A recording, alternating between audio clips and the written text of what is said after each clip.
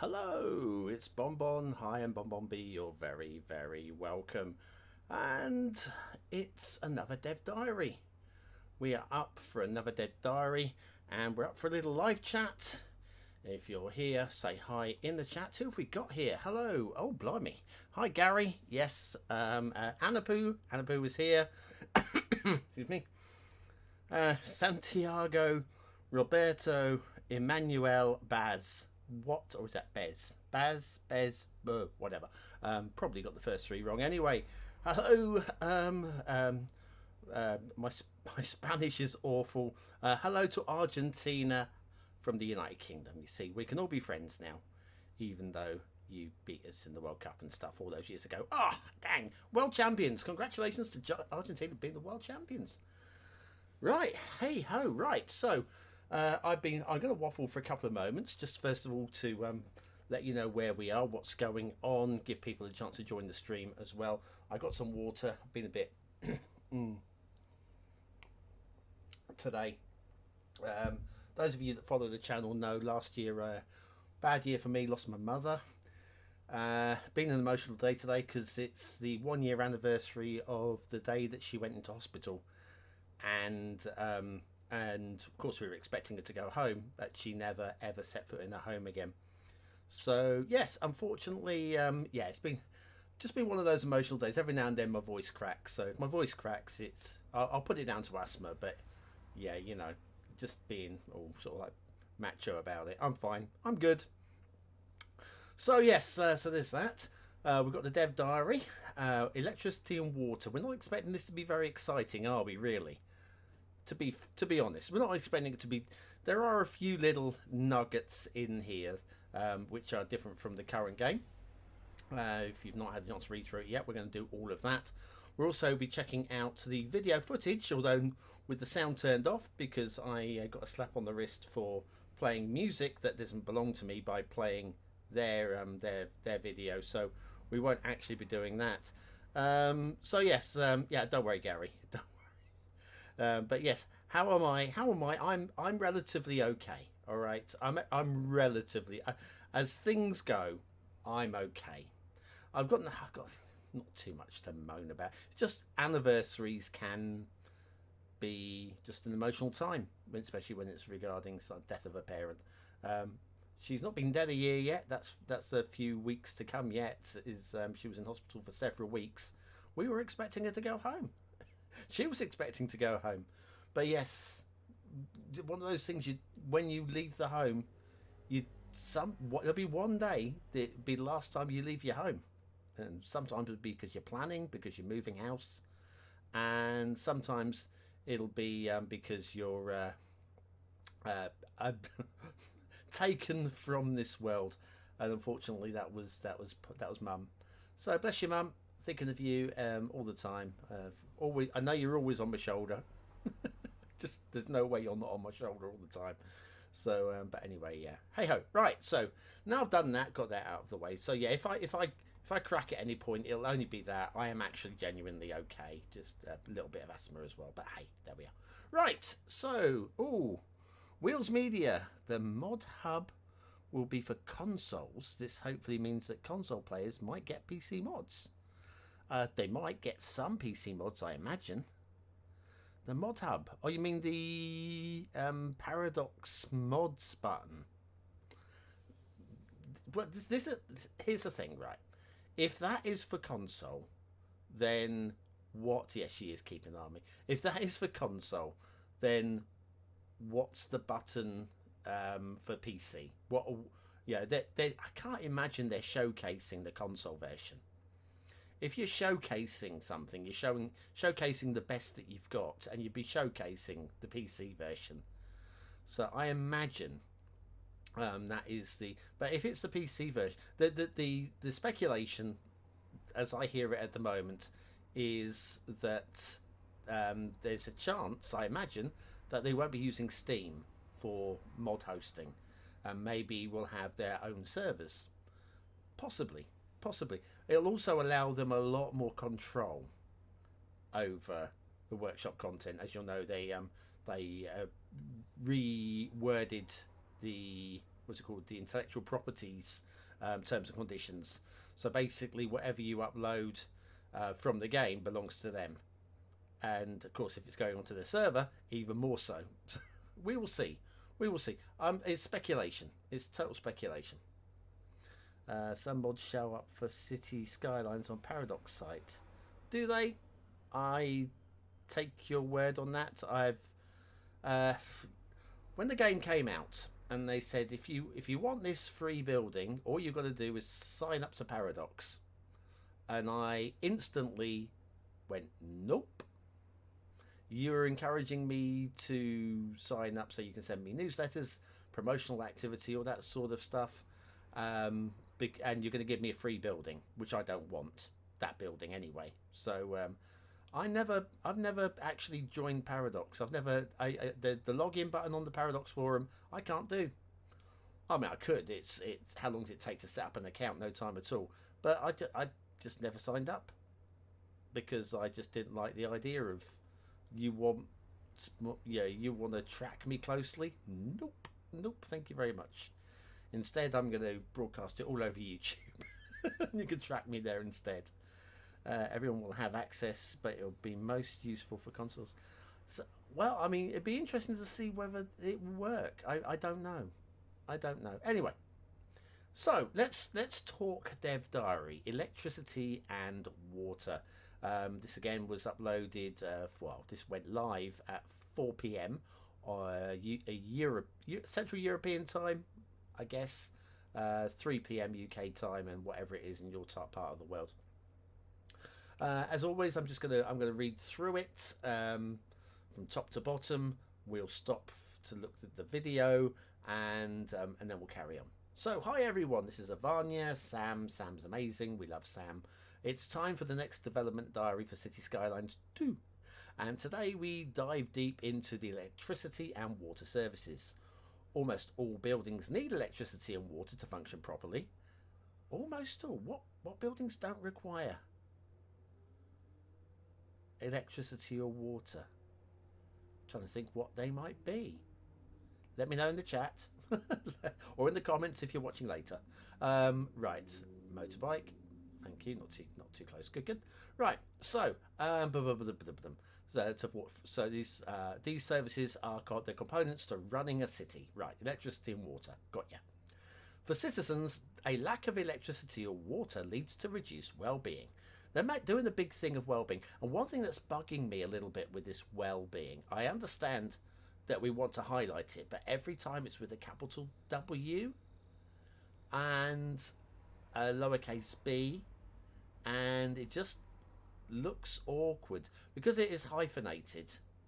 It looks awkward, and I understand, like, efficiency has been capitalized, health has been capitalized, certain keywords are capitalized, but it just looks, with well-being, because it's double-barreled, it looks awkward with it just being the first letter and not the last letter. I don't know. Is it just me? Of course it's just me. It's always just me.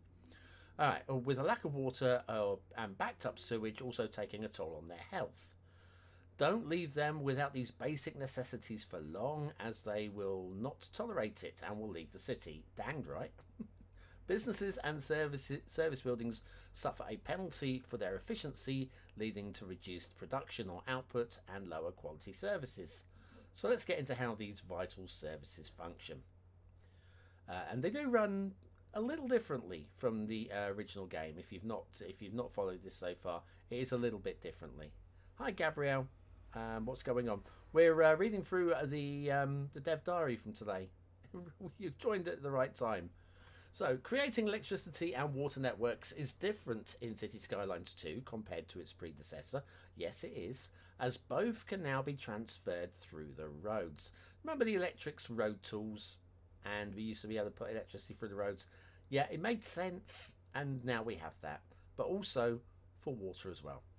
While electricity was transferred by connecting power lines between power plants and electricity zones created around buildings in City Skylines, buildings now connect to the electricity grid through either above ground or underground cables. Meanwhile, Surface water and water pumps work similarly in both games. Cities Skylines II introduces a new water mechanic in groundwater reservoirs. Check out the video for a quick overview or dive straight in. So we're going to play the video. I've got the captions, closed captions on, so we'll have subtitles. We won't have any sound because I don't want to get penalised for playing music that doesn't belong to me because it's part of the Paradox video. So anyway, let's have a little look-see. I might pause it every now and again if there's anything interesting. So, understand the basic needs of your citizens. You only need to look in the mirror. Anyway, there are a few important things. It's a nice shot, that one. So yeah, lots of nice shots. Includes electricity, water and sanitation. Beautiful. Systems in place. Everyone in your city has a shot at living their best life. You're not wrong. There, look at that. Ooh, nice. Nice. So when laying the roads, you now get underground cables. Have a little... Can we bring that back a little bit? Bring it back a little bit. Look, electricity, and we do a bit of this, and there. Now, if you have a look here, you can see we've got the power running through the roads, but they're connecting directly to the houses through the underground cable. That's a nice little touch. They could have easily have not bothered with the cable running to the house, but I'm glad that they did. Looks really, very good. Homes, office and shops. Very nice. Transformer stations. We will read more about those a little bit later, but they convert high power to low power and low power to high power. They act as a junction. I've just said that. Lovely. Together they form a grid that pumps electricity right across your city. There's one drawback. Power lines and electric cables can only carry so much. So yeah, you can overload a cable and you've got to just plan around it. Keep the grid humming by evenly spreading your connections around your city. There's your power line connecting to the outside connection so that you can sell electricity or buy electricity from your neighbouring cities. Looks stunning, doesn't it? Looks stunning. It will, there you go. Expect spikes. Now, thermostat, when it gets cold, people turn the heating on. When it gets hot, they turn the air conditioners on. What I would also like to see, let's put a little pause there. Classically in the United Kingdom, the main power surge is normally around, what is it, about 7:30, 7:45 in the evening, when everybody sits down to watch their favourite soap opera. Classically Coronation Street over here. And when the commercial comes on, everybody runs up and puts the kettle on. And kettles are really, really powerful things in terms of they're hungry for electricity. And so yeah, huge power surges like that. So yeah, it'd be interesting if there could be, I mean, I don't want to see exact spikes like that, but yeah, it'd be interesting to see whether or not there will be spikes and troughs throughout the day. So maybe when people are at work, it's a different sort of power draw than it is when people are at home. Be curious. We will see. So anyway, if you've got too much power, you can export it to offset your production costs. But there are now battery stations like these, which you can expand on to make even bigger and hold even more storage. So you can just hold on to your power for when it's needed, when it's at night time, especially if you're going solar, and then recharge when they operate during the day. And there we go. That's pretty neat. Wind, water and geothermal power plants too. Geothermal is confirmed. Fossil fuels and nuclear. Of course, nuclear. Let's talk about water and sanitation. Yes. So surface water is exactly the same as we had before. Pump and draw, all of that sort of stuff. Lots of water to draw from. Groundwater is different, okay? You get this new source like that. Be interesting to see if it's calculated by the game or put in by the map builder. And you can draw a certain amount from that. They can get polluted. You can only draw a certain amount and they will refresh at a steady rate, I guess, something like that. But yes, we all know about pumping polluted water, don't we? We all know about that. You need to make sure that your groundwater area isn't polluted. And of course you can just draw from the rivers like you used to. As wastewater treatment plants as well, which process sewage, produce clean water for homes and businesses. And there's another way to manage sewage outlets. I just pump it out into the ocean, as we have always enjoyed doing. Straight into the top of a volcano, maybe. Bungling waste management can make people seriously ill. Yes, death waves and all that. We're used to that. And so on. I think we must be getting close to the end of the video here. It's quite short. Imagine living life down there, day in, day out. It's beautiful. Beautiful. There we go. Right, so that's their video, of course, without the beautiful, I've forgotten the name again, but the beautiful American voice with a water, not water. The water in Mallorca doesn't taste like what it ought to. Not water. Bless her. Love her accent. Love it. Even if I mock it. Right, anyway, let's have a little look. Gary saying hello to everybody. Gabrielle, are there going to be more clean alternative? Yes. Yes. They're covered in this. We're going to read through it all now. There are plenty of alternative energy options.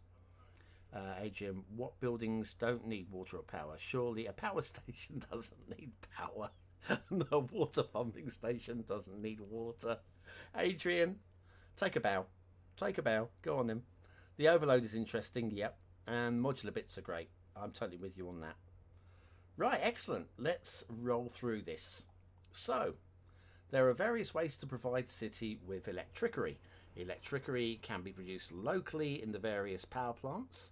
Electricity can also be traded with outside connections through the power lines. If there's an electricity deficit, the city automatically buys electricity from... I'm loving this. This is all precision done for Google. Electricity, where else was it? That just multiple use electricity, constant. It makes it easy to pop out on the Google search.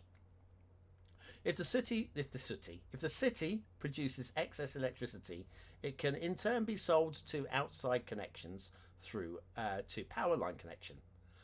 Importing electricity is quite costly, but can help during electricity usage spikes.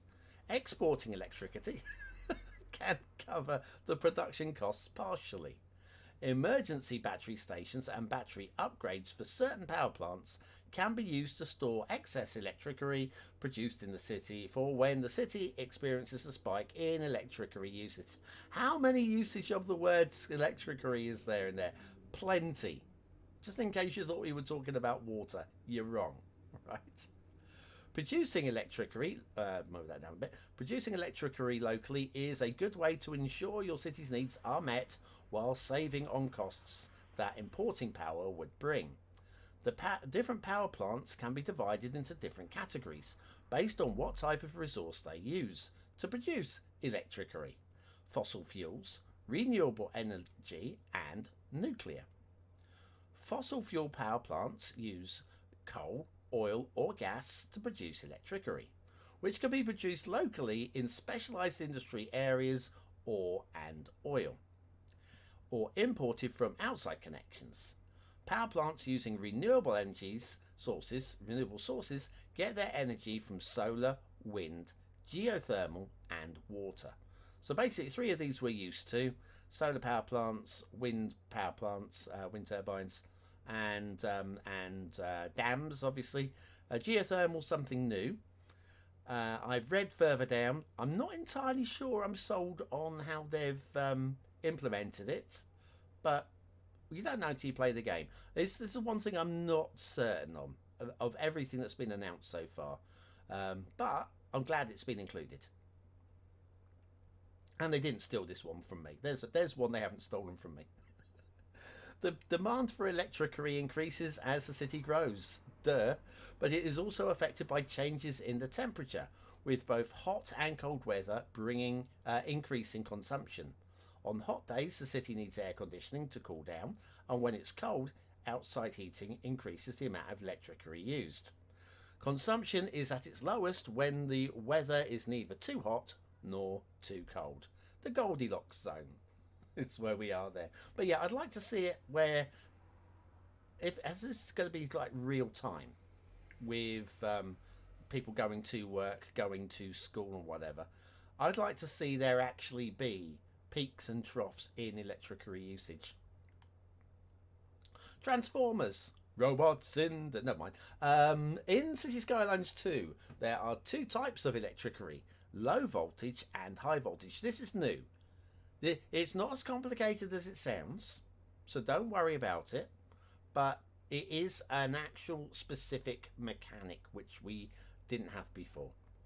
Electric cables are used to transfer the low voltage electricity used by the buildings of the city and can be manually placed above ground or underground. Most of the road types include a built-in low voltage cabling, automatically connecting buildings along the road to the electric grid. Electric cables have a low electricity capacity, meaning that they alone cannot transfer all of the electricity produced by the large power plants, which is where the high voltage comes into play. So yeah, you can put down your roads. Your roads will spread the electricity around your city without any concerns at all. What they won't do, though, is they won't enable you to export. Well, you just pop down a nuclear power plant in the old game, and the power would just spread. You need to make sure that you have high power and low power, high voltage and low voltage. Brilliant, thank you. Literally went through my living room there. He didn't even shut the door behind himself. Anyway, low voltage and high voltage. So you're going to need to look at making sure that you're spreading the power around the city using the high voltage, and then locally with low voltage. Think of this as highways and these as local roads. Power lines are used to transfer high voltage electricity produced by power plants, and they have the higher electricity capacity, which enables them to transfer large amounts of electricity. I've never said electricity as much as I have in this episode. It's mad. Anyway, they are also used to import or export electricity from neighbouring cities through outside connection. Should be outside connections, surely. Anyway, power lines can be manually placed above ground or underground and can be connected to low voltage electric cables and roads with a transformer station. So we got here is we had these before, and they would actually generate power before, which never made any sense. Never made any sense at all. But if you're just doing an aesthetic build, you could pop one of these in. It was was there a... Anybody know? Was there a vanilla version of this, or was it just... I remember using workshop ones. There may have been a vanilla one dotted around somewhere. But yes, so what you'll do is you'll connect your main power lines to this, and then the roads will draw from this. Instead, you can't connect a power line to a road. You connect the power line to a transformer. The transformer will then spread to the roads. Makes sense, I feel. I'll catch up with the chat in a moment. I see lots of things. I have a couple of things going on there. Anyway, where were we? Here, high voltage electricity is transformed into low voltage electricity, which can be used by the buildings of the city. But it can also transform low voltage electricity to high voltage for export. So there is that as well. It works both ways. A transformer station can have multiple power line connections and multiple electric cables connected to it, but it has a limited capacity of how much electricity can be transformed in total. So again, you can't just put down one of these and just forget about it. You're going to have to pop a few dotted around the city and maybe link up with the power lines. Or the underground. It does say underground cables. There we go. Power lines can be manually placed above or underground. So if these are too ugly for you, you can actually hide them under the ground as well. Very neat. Right. Right. So Selyang. Hi, Selyang. Yeah. Will they added wave power plants, advanced wind turbines, coal power plants, and power plant monument in City Skylines? Will any of these be added to City Skylines Too. I appreciate your broken English. I'm going to read it again. Don't think I'm being. It's just I want to make sure I get the essence of what you're saying, because obviously English is clearly a second language, but your English is better than my anything else. So we're going with your English, right? Will they added wave power plants, advanced wind turbines? Yeah, I get that typo. Coal power plants and power plant monument. Will any of these be added? All right, so gotcha. So, good question. Very good question. I imagine over time, and the game hasn't launched yet, and we know there's DLCs coming. And I imagine at some point there will be new stuff all the time. What's that new stuff at some point all the time? Yes. Yeah, good question. I don't know about the power plant monument.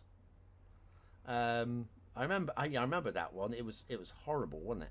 Absolutely horrible.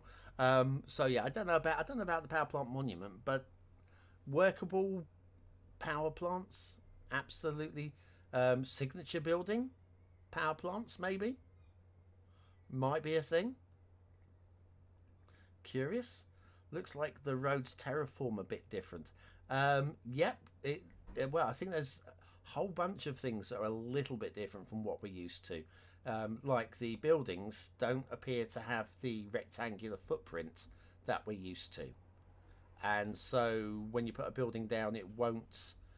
They still have that rectangle or square rectangular footprints, but it doesn't actually affect the terrain. Whereas previously, obviously we all know that it did.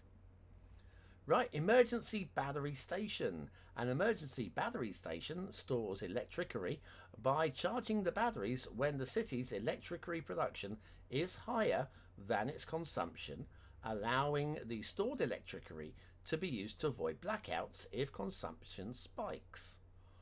When there is a lack of electricity in the city, the emergency battery station starts discharging the batteries.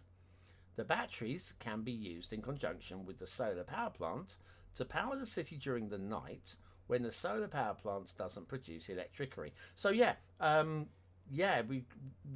we can manage peaks and troughs with battery stations, which is, say again, it's good to see that we're getting little options there, 21st century options like this. Amazing. Wind turbines. Windmills. Now, one of these previous dev diaries, they said that wind turbines were going to be expensive. I remember reading that and going, wow, they used to be the cheapest option. And now we get a wind turbine is the cheapest renewable energy source to build, but it has a comparatively low output. Maybe it was expensive so it's cheap for the output. So cash against energy, it might be expensive for that, but it was always one of the cheapest, and I kind of want it to be one of the cheapest as well. But anyway, wind turbine is the cheapest renewable energy source to build, has a comparatively low output. It generates low voltage electricity from wind currents, and its power output depends on its placement on the terrain. So, I mean, that we're used to. You've got to find windy areas, that makes sense. One thing that's interesting, it generates low voltage electricity. So does that mean that this can be plumbed directly into the road network rather than via a transformer? That could be interesting. When placing wind turbine, there will be a notification telling you how much electricity would be produced in the current spot. A wind turbine can be placed roadside, on the ground, or on water. If placed elsewhere but roadside, it needs to be connected with the electric cable to the electricity grid. It is a good choice for small cities in windy locations. So yeah, it's straight to the roadside. It literally says it right here. They've answered my question. Thank you, Paradox. Looks like you don't need anarchy to place them on water. Yeah, it's those advanced ones that were I didn't like the model of the floating ones. We've got a wind farm on the hills fairly close to us, but also in the water fairly close. Well, I say fairly close to us, I mean on a clear day you could probably see both. and the ones in the water look like this, only taller or whatever. Anyway, that's electric, yeah, wind farms for you. Go green and power your city with wind turbines. Okay, right. Small coal power plant. Come on, BonBon, put your teeth back in. Small coal power plant. A basic power plant that is cheap to build, affordable to maintain, and available in the early game, but also one that generates a large amount of pollution and requires coal as fuel to produce electricity. Unlike many of the other power plants, the small coal power plant cannot be upgraded. So this is a simple solution. You pop it down, you forget about it, sort of. But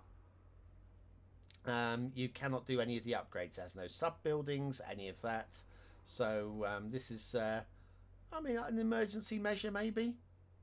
Maybe if you've got, I'm thinking the small, okay, when your city is small and you're just starting and it's your first city, I imagine this is your immediate solution after maybe wind turbines just to get rolling. But if you're doing a large city build, I'm thinking one of these, if you're doing a main city hub and then a small mining town or something like that, you could have this within the mining town producing power for that smaller town. I think that'd be a pretty cool thing. We got it going on. Have I missed anything? I think we're up to date on the chat as well. Oh, by the way, if you're here in the chat, now's a good time to click the like button. Just a little reminder, little poke. I'll be saying it again later. Right, gas power plant. The gas power plant is larger and more efficient than coal power plants, and it is fueled by BonBonB's beans. Oh, no, by natural gas. By natural gas. Yes. Gas can be produced in the city using the specialised industry areas to extract oil and refine it into petrochemicals used by the power plant. It's a slightly less cost-efficient way to produce electricity, but produces a bit less pollution than the coal power plants. So again, we've seen a talk of, you've got the specialised industry, then you've got to send it to be refined in the factory. So we've actually got proper production chains that are literally important to the city. Really good to see that we're going to the next level on that as well. Coal power plant. Right, the coal power plant has all the same features as the small coal power plant, but everything is bigger, of course. Wow. When the city grows and the electricity consumption increases, these small coal power plants' electricity production is no longer enough, and you'll need to expand your production. That's where the coal power plant shines, as its electricity production is significantly larger and it is cheaper to build and maintain one coal power plant than the amount of small coal power plants that are required to get the same electricity output. So yeah, it scales, basically, scales nicely. Do you know if budgets can be micromanaged for individual buildings? I think they can. Depending on, obviously, on I mean, some buildings won't. Because, and I can't think of anything offhand, but some buildings clearly won't. But if it makes sense that it can be micromanaged, it looks like that you can. And that's pretty neat, I think. I might be wrong on that one. Geothermal power plant. Okay, here we go. This is the one that I'm not entirely sold on how. Again, it's only from their description here. I'll read it and then we'll discuss it. So, as a renewable energy source, the geothermal power plant converts heat from deep underground, turning it into electricity. The power plant doesn't need fuel to operate, but it requires groundwater deposits to function, and it doesn't create as much pollution as coal power plants. The downsides of this power plant are that it is somewhat expensive to build and maintain, and it also pollutes the groundwater deposit, making it unusable for drinking water. So, here's the thing. It looks like with groundwater deposits, you can choose to do one of two things with them. One of three things. You can ignore them, that's one thing. Or you can actually use them as a water source to draw water from. Or you can use it for geothermal. Now, anybody who lives near maybe the Evian Spring or the Buxton Springs in the UK, anywhere to live, if you live near a freshwater spring, there's a very good chance that freshwater spring will be cold. There will be places where it will be hot. If you're in a volcanic area, I'm thinking what's it called? Old Faithful, I guess. I've never been, but I assume Old Faithful's warm water or hot water. But some water deposits are going to be hot, some are going to be cold.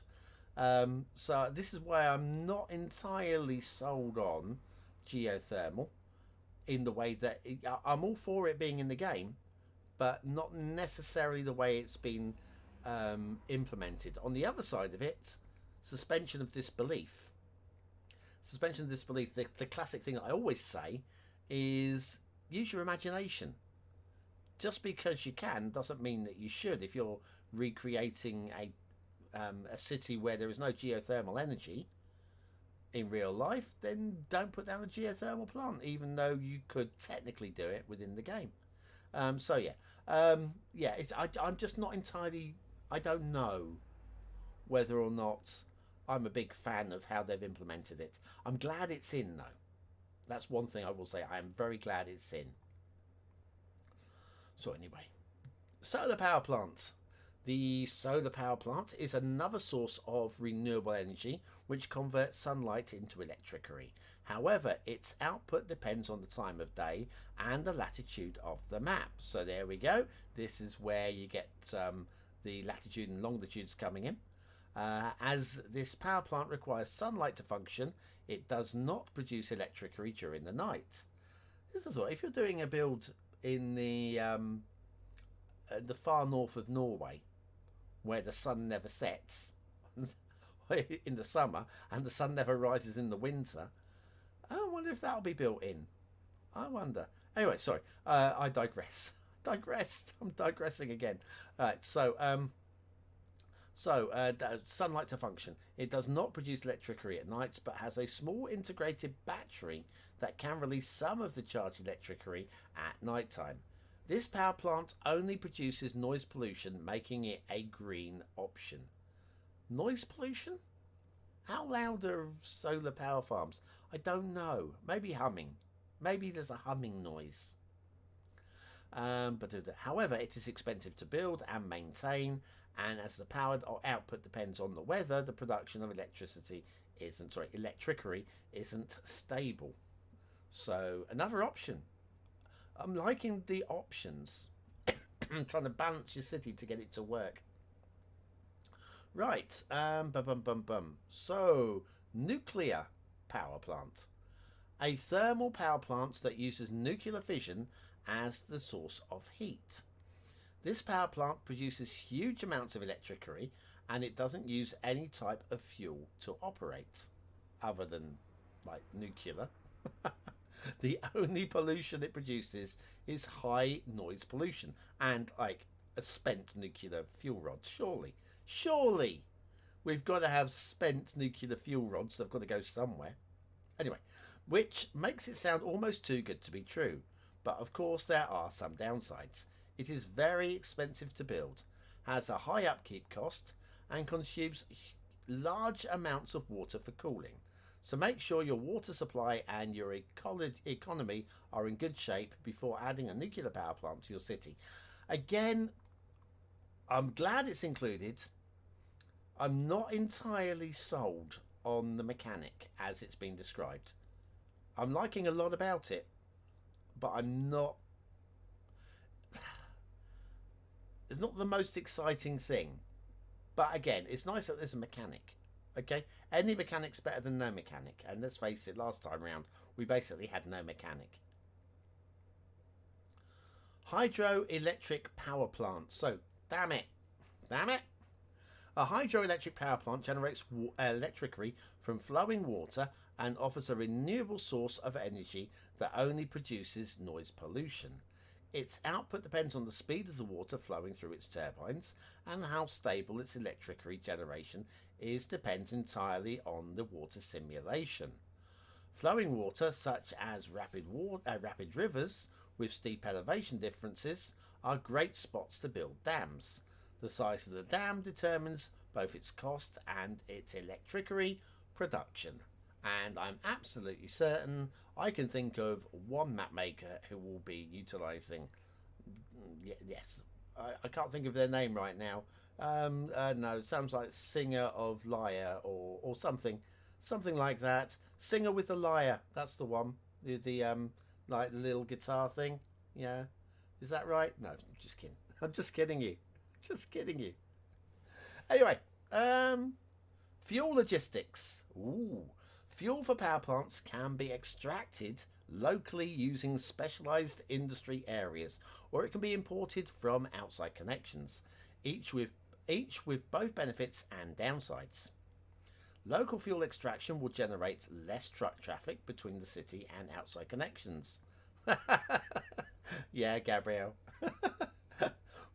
when you're talking about dams in maps, there is only one creator that jumps to mind. There are other people that have done it, but they're the brand leader, as well as being like one, if not the best map makers, if not the best map maker, and if not the best map maker, one of the best map makers. Make your own decisions on that one. Anyway, right, specialized industry, or it can be imported from outside connections, each with both benefits and downsides. Local fuel will generate less traffic between the city and outside connections. However, producing different fuel types locally is quite pollutive and takes up a lot of space. Industries. If the fuel is imported from outside connections, there won't be pollution from the specialized industry areas in the city, but there will be more traffic between the power plants and the outside connections. In the long run, it is more expensive to buy fuel instead of producing it yourself. So, big decisions to be made. Do we have a coal mine? Or do we buy the coal from wherever the outside connection is? A lot might depend on how close you are to the outside connections as well. Or how about building your not nuclear power station, but your large coal power plant on the route towards the outside connection, so that the trucks don't even have to come into your city.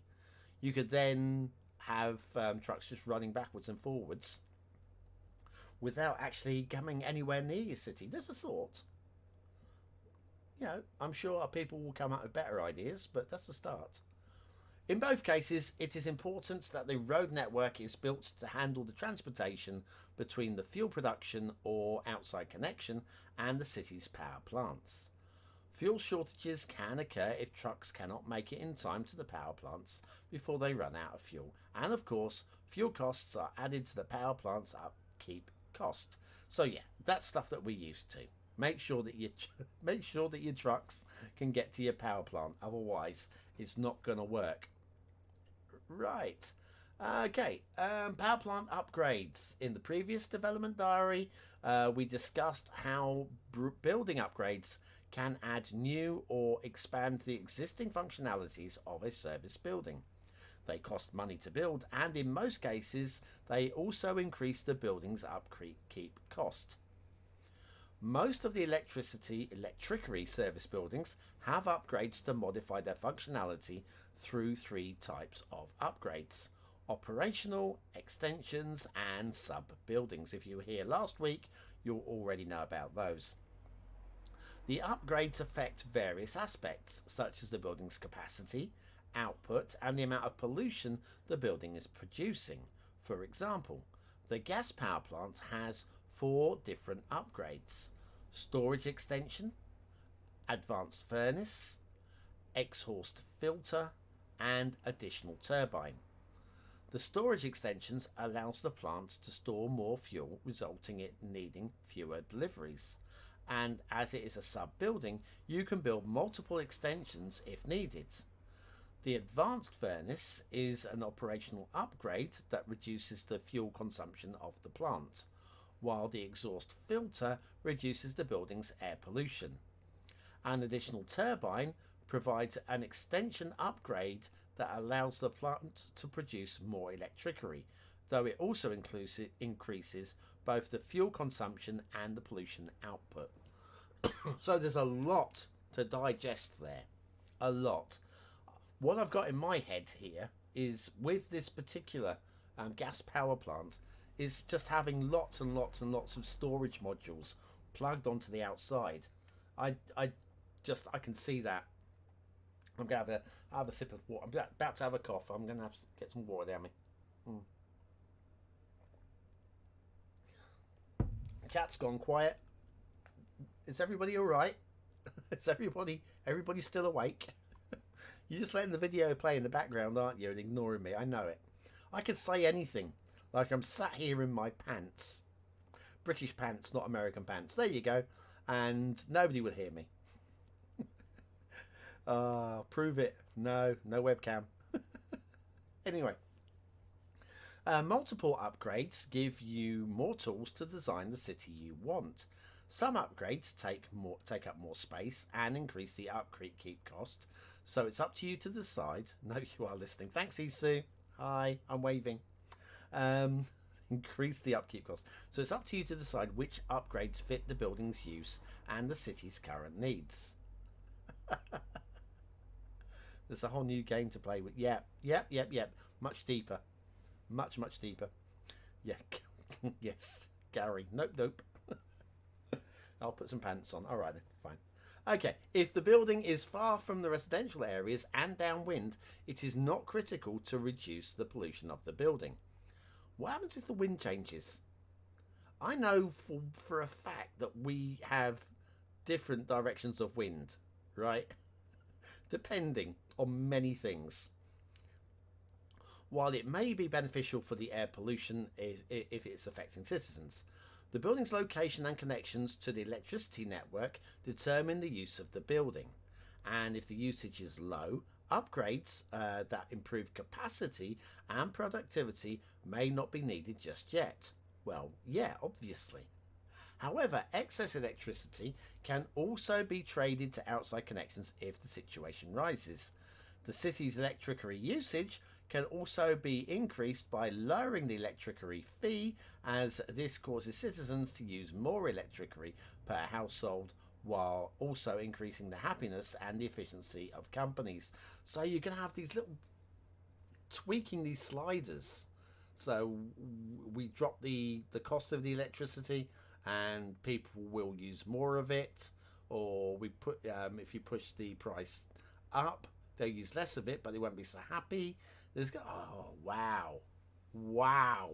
And making sure that there's enough electricity to go around as well.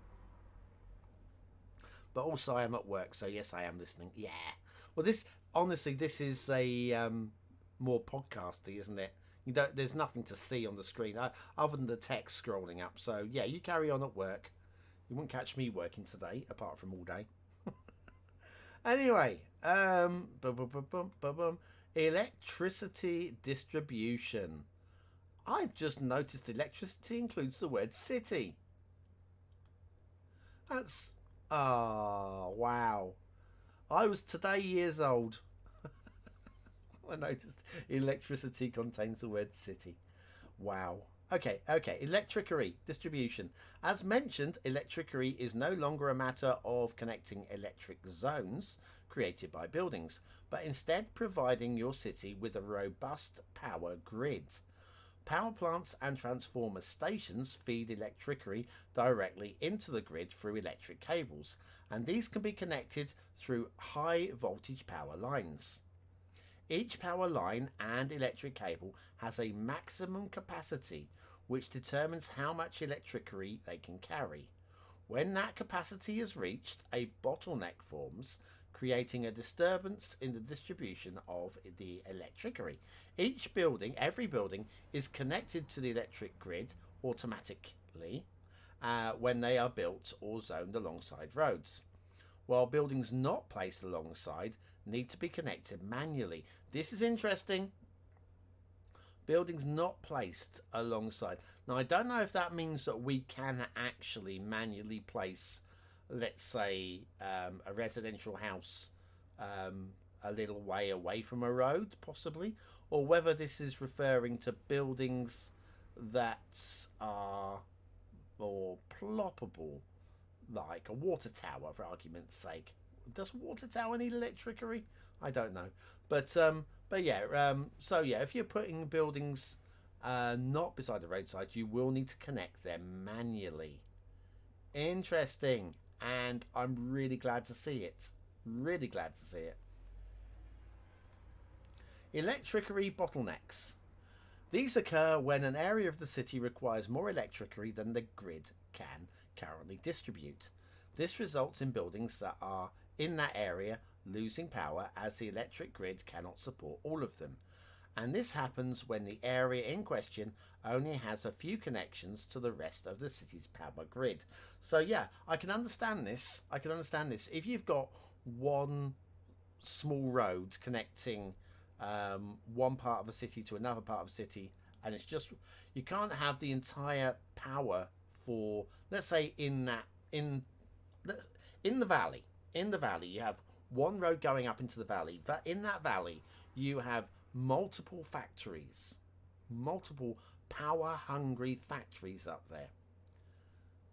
You're not going to be able to put enough through that road, so you are going to have to send power lines, or an alternative, or maybe have a couple of extra roads going up that way.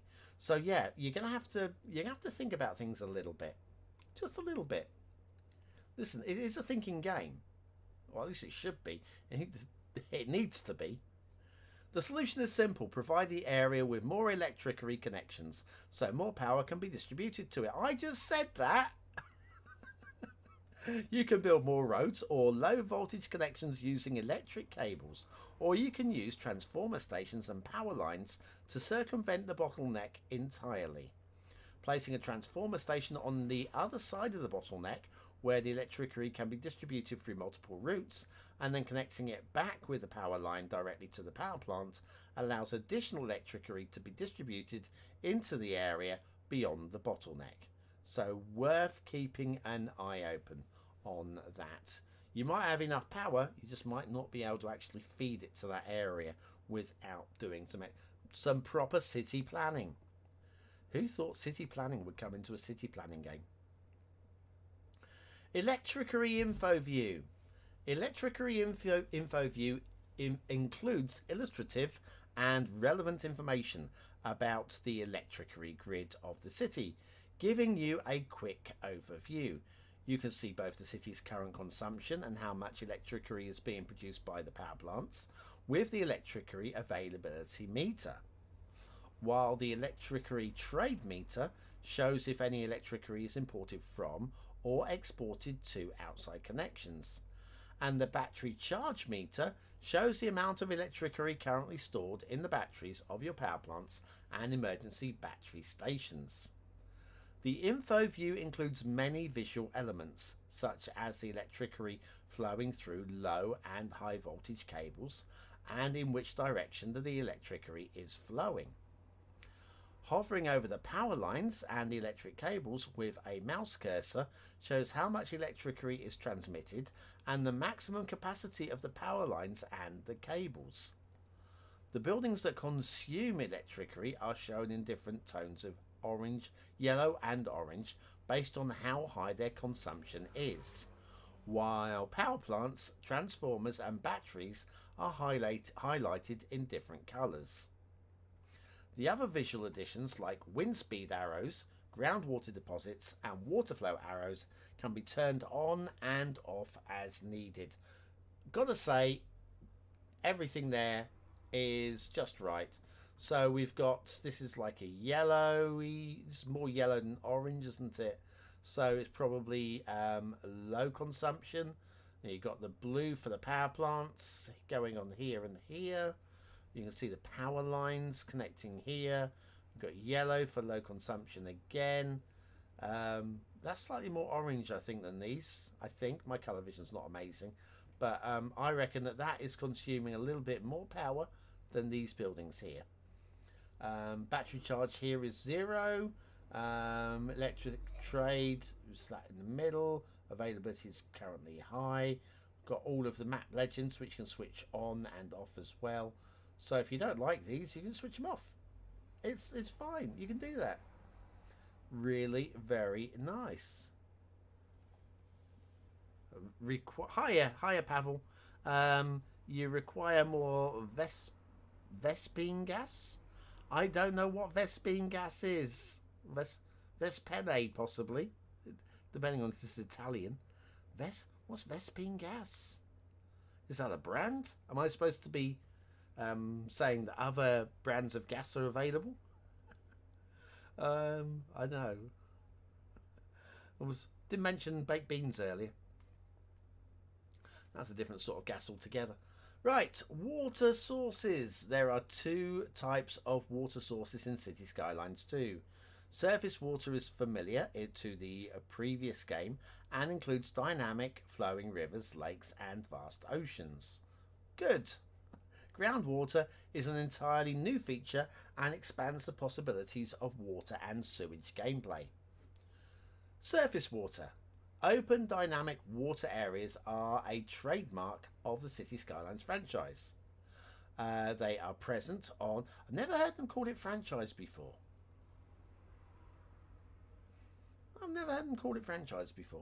Anyway, sorry, carry on.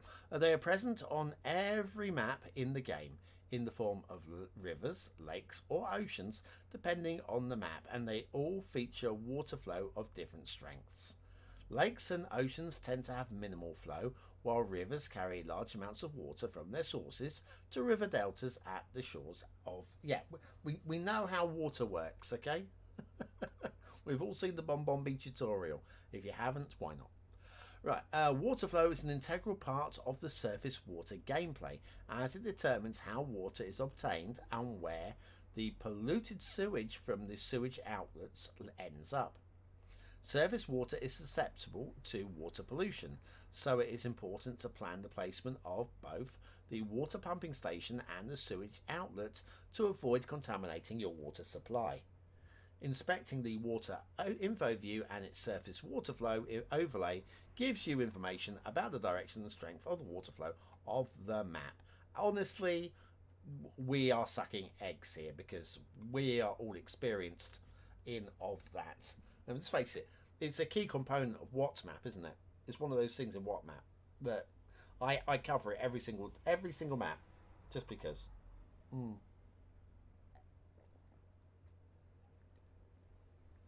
Large amounts of water, says Pavel, means still no reasonable water mechanics. Who knows? Who knows, Pavel? I would love. Oh, hang on. Someone hasn't played I haven't played StarCraft ever. It's one of those things that I've looked at, gone, if only I had the time. I don't have the time for half the games. I have started playing a new game. I'm going to digress. I'm going to give you 1 minute of digress. I'll go straight back to this dev diary. I bought a game. I'm not going to tell you what it is yet because I'm not going to tell you what it is here at all. I'm just really excited by it. I've been recording it, and when we end the top 100 maps, I'm going to do a let's play on it.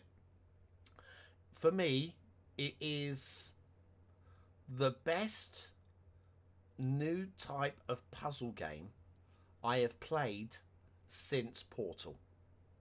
Remember when Portal came out and we went, what the... You had a gun, but you weren't shooting people. And you were doing things which...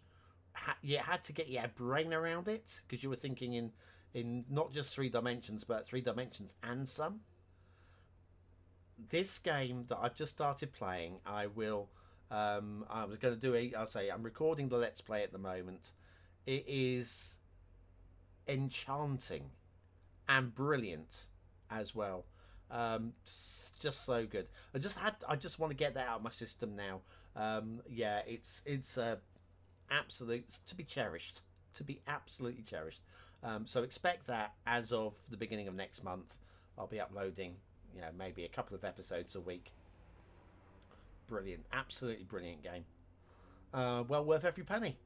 Right. Anyway, sorry. Anyway, that was all brought about by StarCraft. No, I haven't played StarCraft.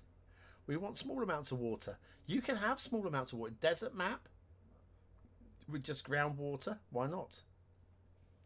Oh, let's have a little rant from the Diaries released so far. What do you feel is still missing in the base game and you'll be waiting for in an update? Or bikes, push bikes. Push bikes is the one thing that, from what I've seen so far, I've no doubt it'll be like the first, second proper DLC. We know what the first DLC is, that harbour mechanic thing. But I'm hoping it will be one of the first things they address, push bikes. For a second question, from what you've seen so far, what 3 upcoming DLCs can you envision? I imagine something to do with push bikes. And beyond that, I've got a feeling they're going to be focusing more along the lines of, like, we have 2 content creator packs coming. And I think we'll be seeing them working with content creators a lot more.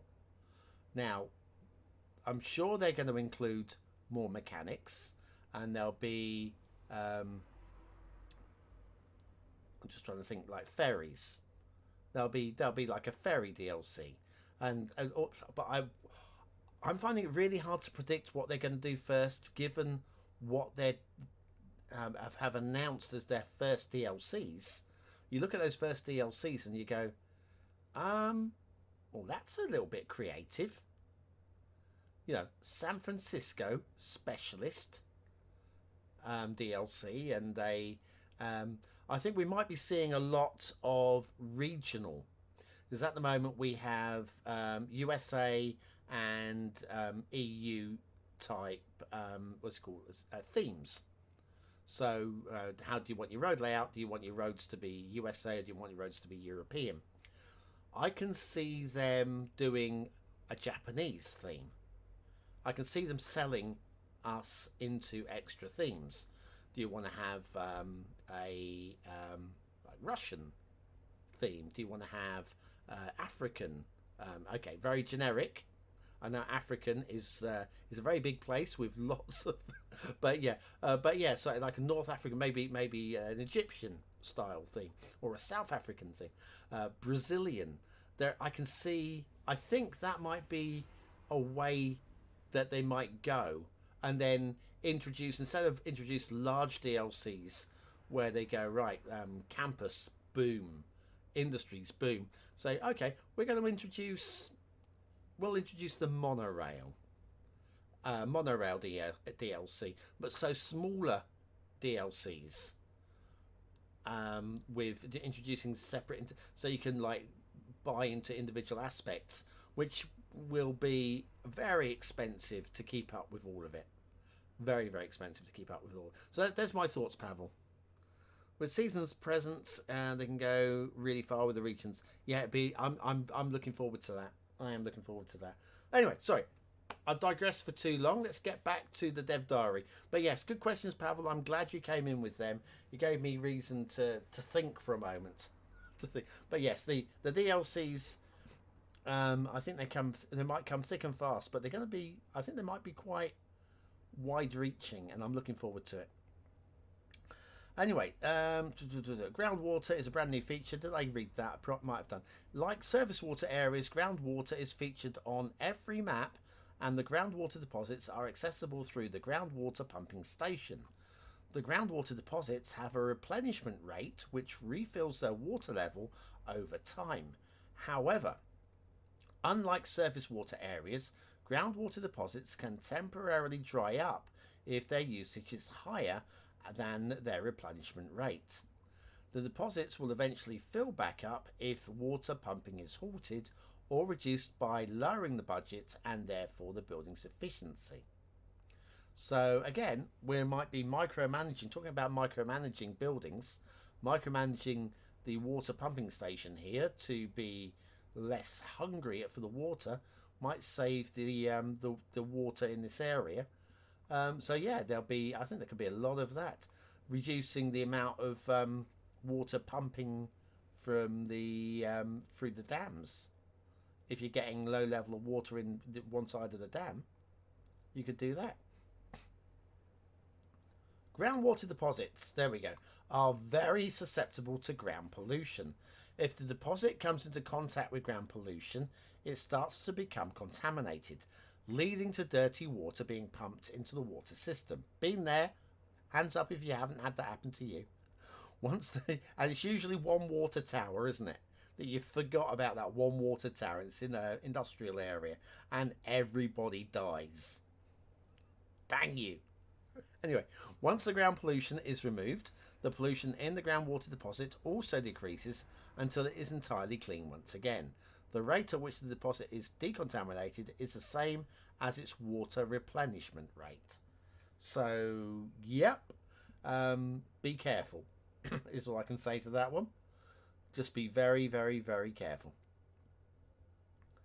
Right, groundwater usage is an equally viable way to bring water to the city and a great alternative to water pumping stations when a map features a limited amount of surface water areas. A desert map, obviously. I'll say desert map, and I'll also say a good desert map is a very good map indeed. There you go, that's for the BonBonBingo players. Additionally, geothermal power plants require groundwater deposits to produce electricity in the city. I know, you told us earlier. You told us earlier. Calm down, please. My levels are a bit low. Hang on. Ooh. I'm about at maximum. I've nudged it up a little bit. Oh, hang on.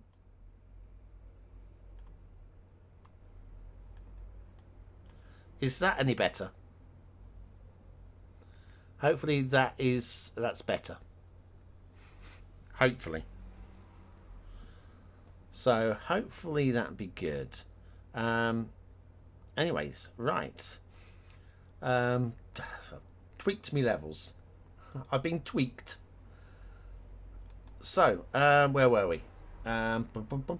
Water production and sewage. Yeah, thanks, Pavel. Clean water is a crucial resource in a functioning city, and in general, the city produces as much sewage as the amount of water it consumes. In general, buildings require water to perform their basic functions, and citizens require it to be able to live in the city. What do citizens use water for? Thanks, Pavel. What do they use water for? I don't understand. What, do they wash and drink and stuff? What did you miss? Pavel. You missed a lot of Pavel. Go and read Pavel's stuff. Anyway, water can be pumped from surface water areas as well as from groundwater deposits located underground. Sewage treatment is equally important for the city and its citizens.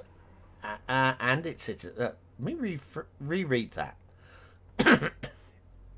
Sewage treatment is equally important for the city and its citizens, as insufficient sewage infrastructure causes used dirty water to back up in the pipes. Nobody wants backed up sewage. Flooding apartments and causing citizens to become sick and negatively affecting businesses' efficiency. Pipes. We're still going. Pipes. Water infrastructure is built into most road types, similar to electric cables, though pipes do not have a capacity to keep an eye on. Both water and sewage pipes are automatically connected to all the buildings constructed alongside roads. Buildings that don't require road access can be connected with separate underground pipes, either single pipes for water or sewage, and as combined water-sewage dual pipe. Pipes are built using similar tools to roads and can be replaced with different types if needed. There we go. Right. Unless you won't have to do the entire map. You just have to do the isolated buildings. The water pumping station. The water pumping station pumps water. Brilliant idea. Wish I'd thought of that. From surface water areas such as lakes, rivers and the ocean. It is placed on the shoreline, has a stable output of water unless the water level drops significantly. Now, just one thought process here. Those suburban homes are quite repetitive. Yes, but also, have you seen suburbia? Have you seen suburbia? I was having a look at, and this wasn't, I know this isn't I know New York isn't suburbia, not the city anyway, and New York does have suburban areas as you push out up Long Island or wherever. But I've only ever really looked at Manhattan, because who doesn't? I mean, it's Manhattan, isn't it? But I took a look at the, I can't remember what the area is called, but it's south of Manhattan, or southeast of Manhattan, across the bridge, and there's a large area there. When you zoom in, it is so repetitive. So you don't get any of the variety that you get in Manhattan. You just get all of the same building over and over and over.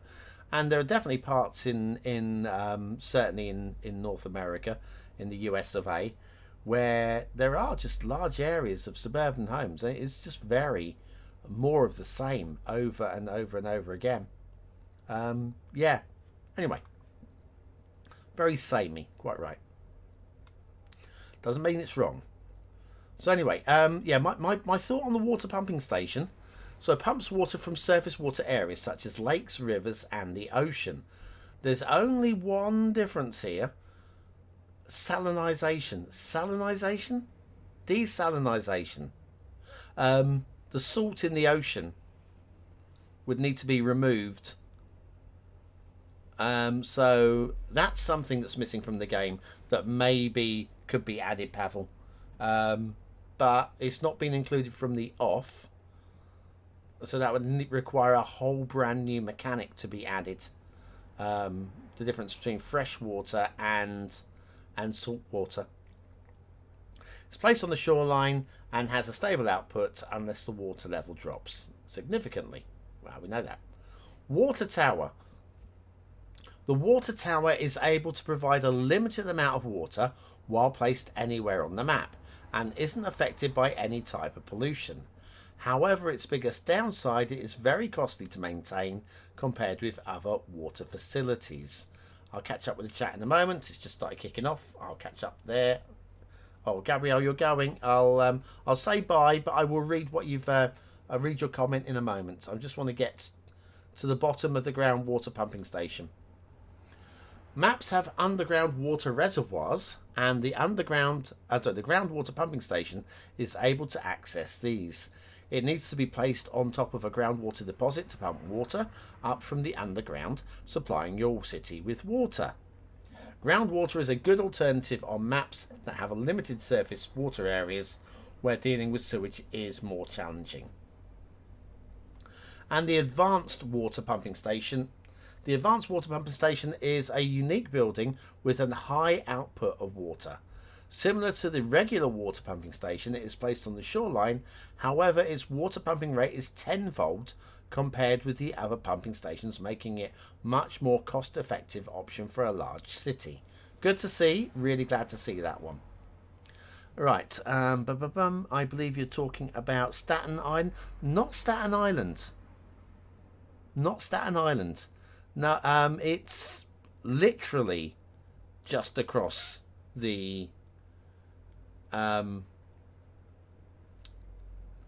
if you go south, where you have in Manhattan, you have there's a tunnel at the southern end of Manhattan Island. There's a tunnel that links across to the other side of the river. It's not the Hudson, is it? Because the Hudson's the big one, but the one where the Brooklyn Bridge crosses over, that one. It's kind of a little bit if you imagine where that comes out, a little south of there, just not hugely south, but a little south of there. So repetitive, classic New York buildings. But I'd never looked at that area in depth, and I spent a good while just sort of like looking around. It was just awe-inspiring. How it's I mean it's a huge city, but I'd never noticed just how I mean it's grids, but I just never noticed that before. Amazing. Brooklyn, yeah. What? Yeah, not. I never. No, I'd never said it was. It could be Brooklyn. It could be Brooklyn. I'm not. I think Brooklyn's a little bit further. Bear with me a second. Look, okay. I'm annoyed now. All right. I'm annoyed that I can't remember what this area is. Let me go find it. All right. Hang on.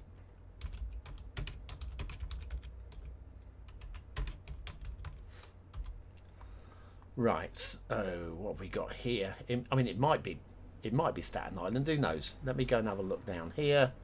What have we got here? South of Brooklyn. What have we got?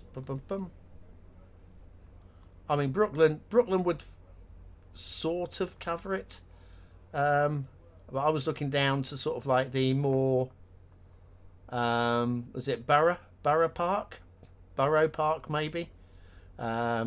Bensonhurst, all of this area down here, Flatlands, Midwood, the entirety of, but yeah, so just a little south of Brooklyn, the whole of the Bensonhurst and Borough Park kind of area is what I was referring to there. Not that it matters at all. Not that it matters at all. Anyway, I got a second stream. Yes, you're so good at upsetting me.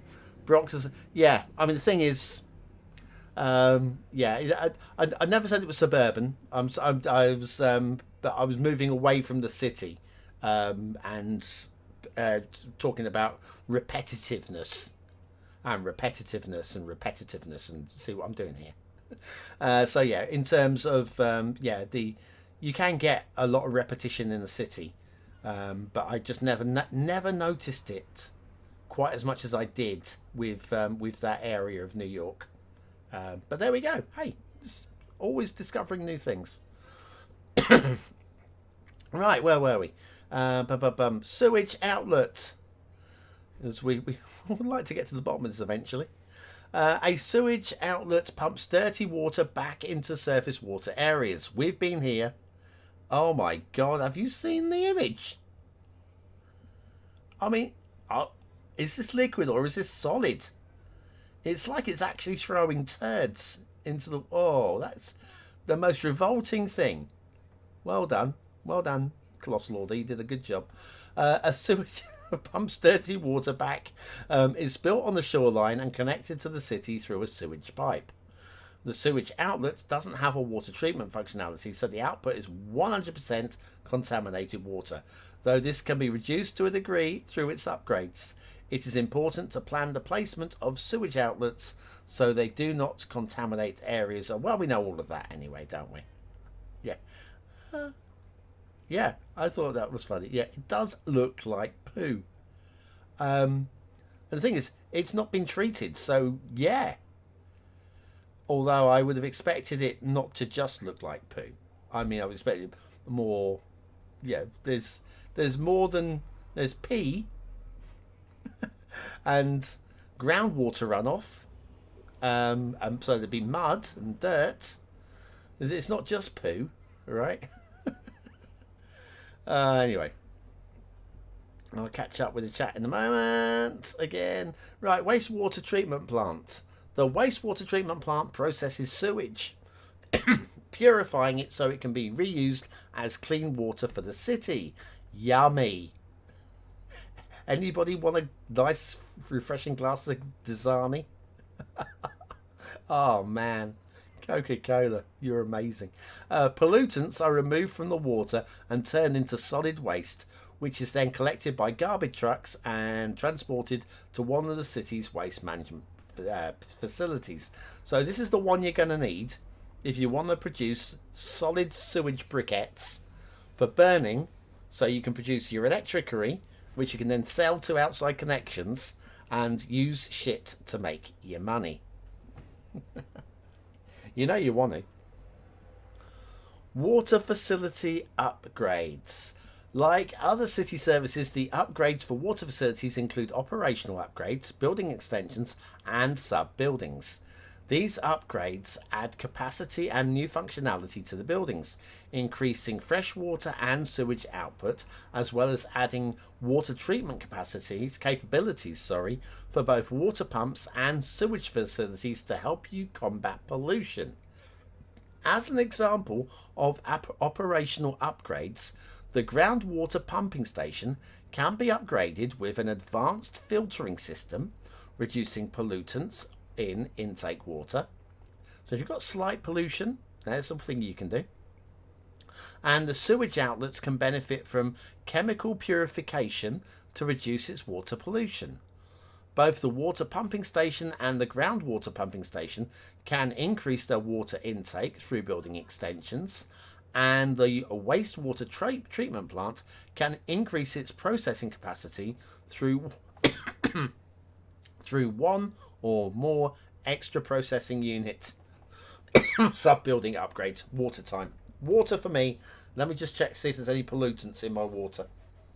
It looks clean, apart from that floating brown thing on the top.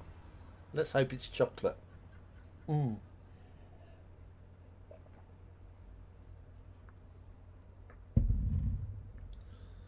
Let's have a look at the chat. Gaming. Hi, Gaming Ages. We can't see any of that. No, I wasn't sharing that screen. It was too much juggling to share the screen for. I just wanted to be able to name the part of New York. It didn't matter much, but I knew it wasn't Brooklyn. Anyway, I thought it was fun. Right, let's have a look. Yeah, not as bad in motion. Who knows? It might look worse in motion. Oh my goodness me. Nice to see the mechanics more complex. Hopefully more opportunities for DLCs and modding. That's going to be the exciting thing when the modders get their hands on some of this stuff. Hopefully they won't break the game too soon. Gabriel, sorry. Well, those are the nicer bits of a city. In other parts, you'll get some variation, especially in downtown Brooklyn. Not as sure about Queens. I'm still on this. Yes, leave me alone, you bully, Maura. And by the way, they better make modding easier and more reliable. The problem with modding, rather than asset creating, you're building a model and give it some stats, and basically it should work on a city because you're not actually breaking any mechanics.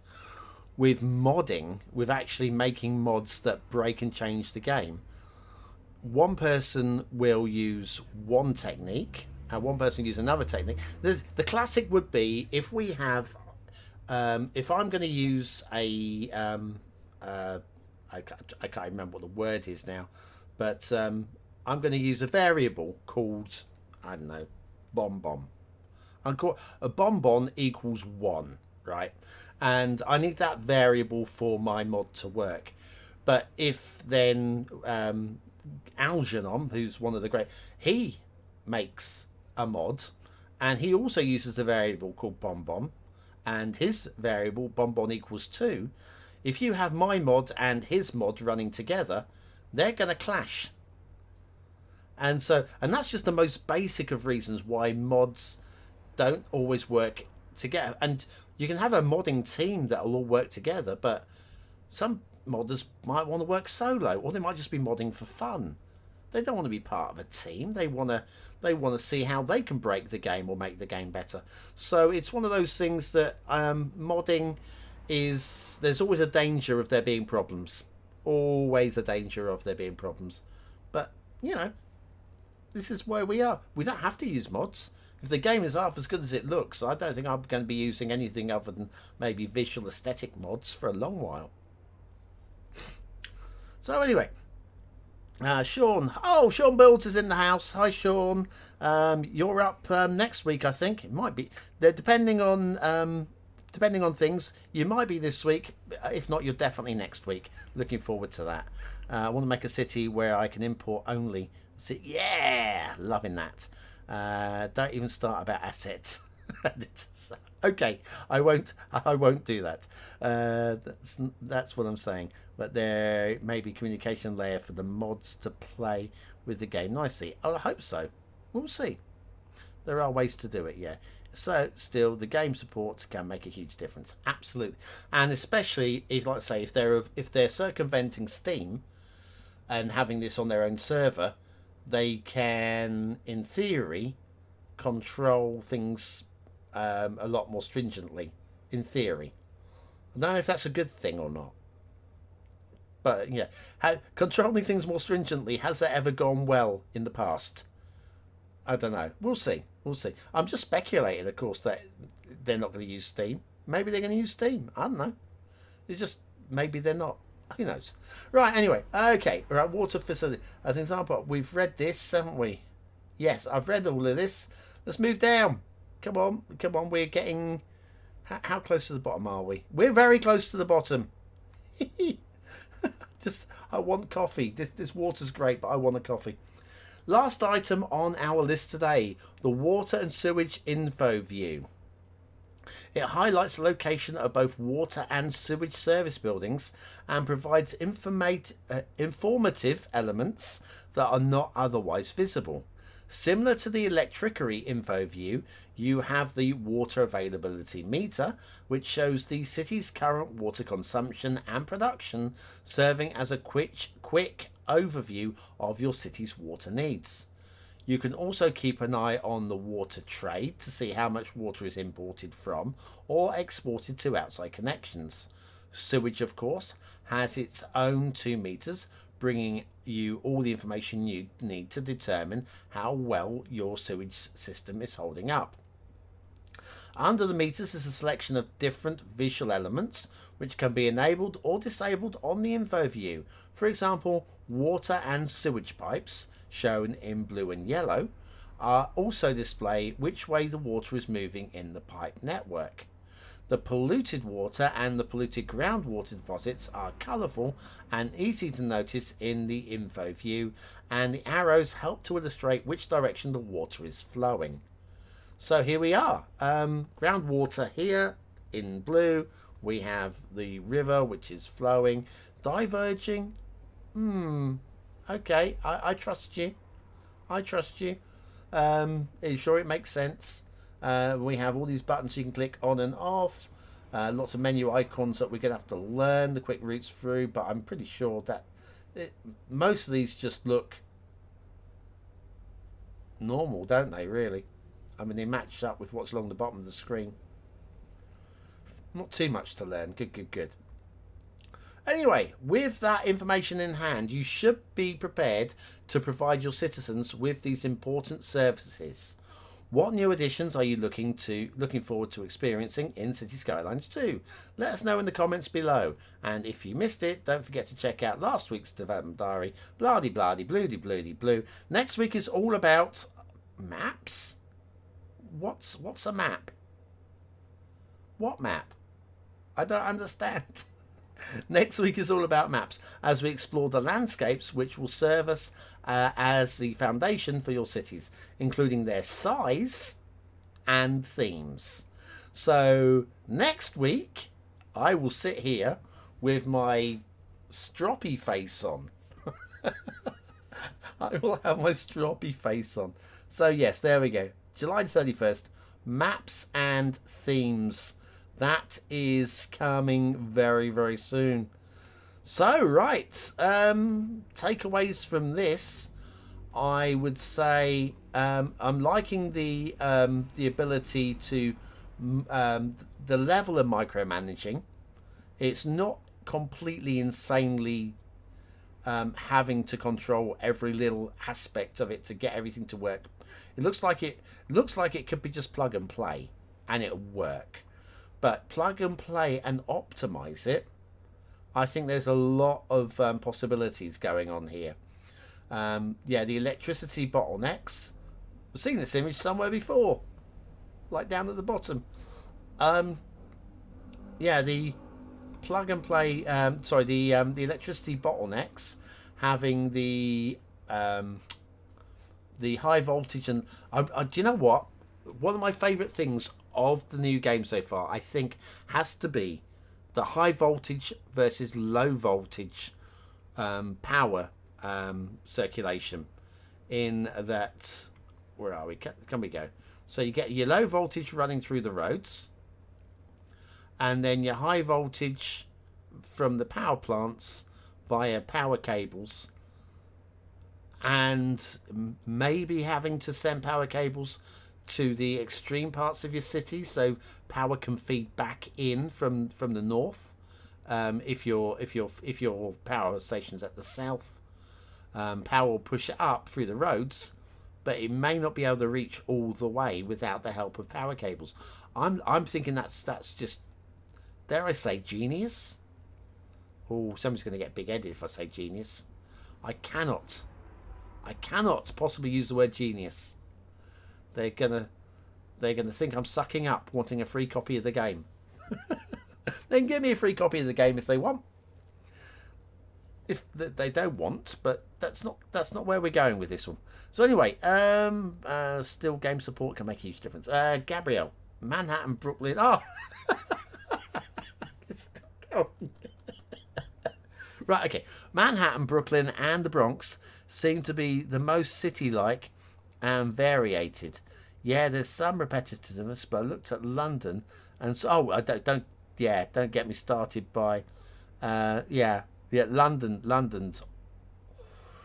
Ooh, some parts of London are unpleasant. I'm not saying it's a beautiful city at all.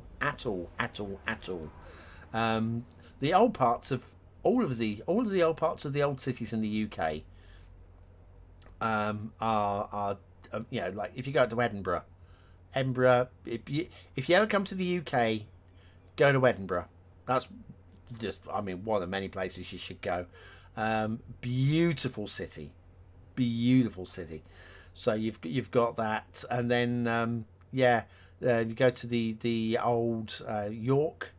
Go to York is stunning city there as well. But yeah, if you go to the older cities that haven't been completely consumed, with London it has literally been completely consumed, and there are a few little, you got the tourist areas and whatever, but yeah, the London was like a whole bunch of small towns, and it's just become a massive mess. It's a mess. It is a mess. But there we go. That's always going to be the case. Unless, of course, you're in Tokyo, where you just plan properly.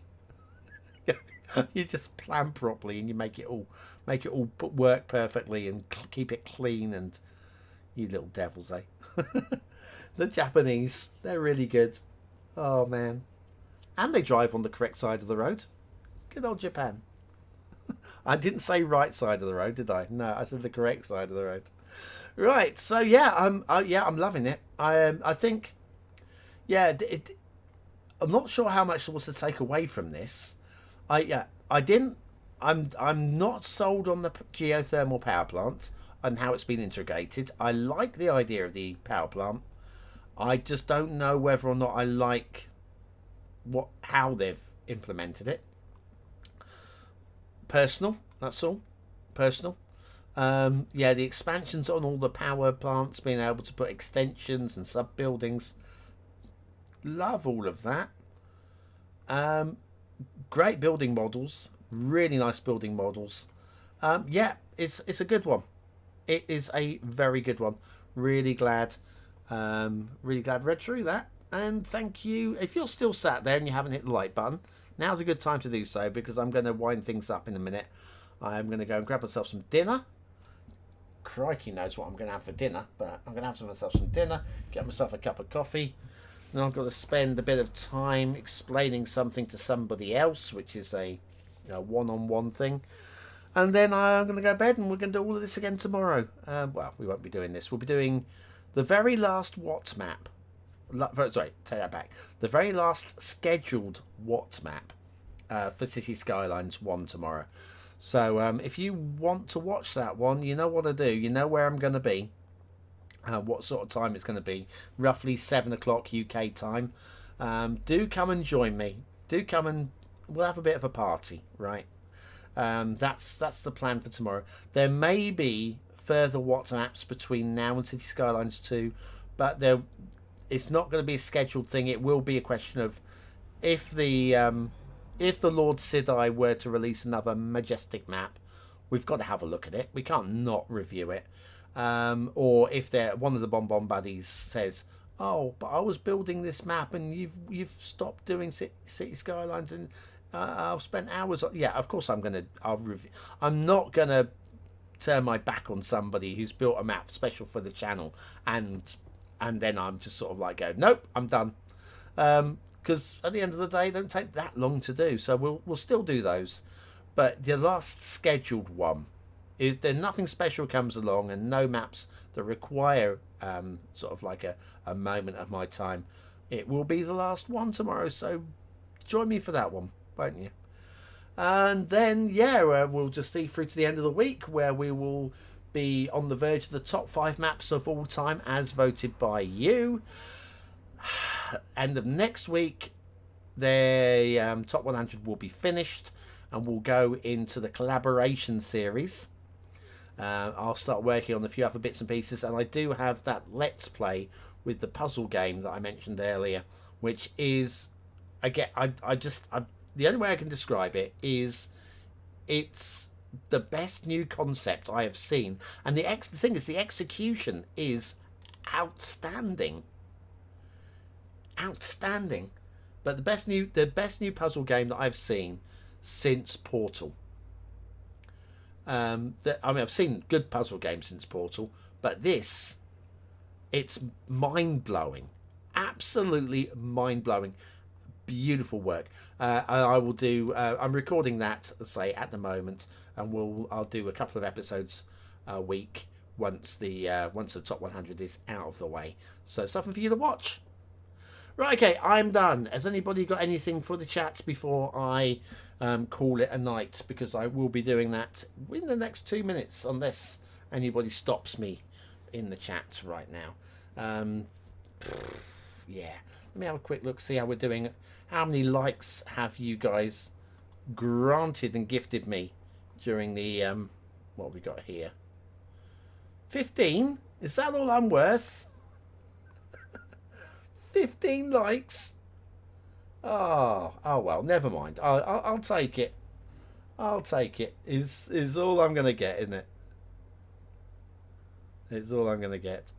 Right. Okay. Well, it does look like the chat has dried up. So I'm gonna say thanks for watching, for commenting, for liking, and for subscribing, for joining me for this one. We'll be doing another one next week. We'll look at that thing about maps or something that they said is coming along. I've had a really good time tonight. Look after yourselves. I will be back tomorrow with What Map, and of course the top 100 in the morning as well. That's it. Take care of yourselves. Keep well, and I'll see you again very, very soon. Thanks for watching.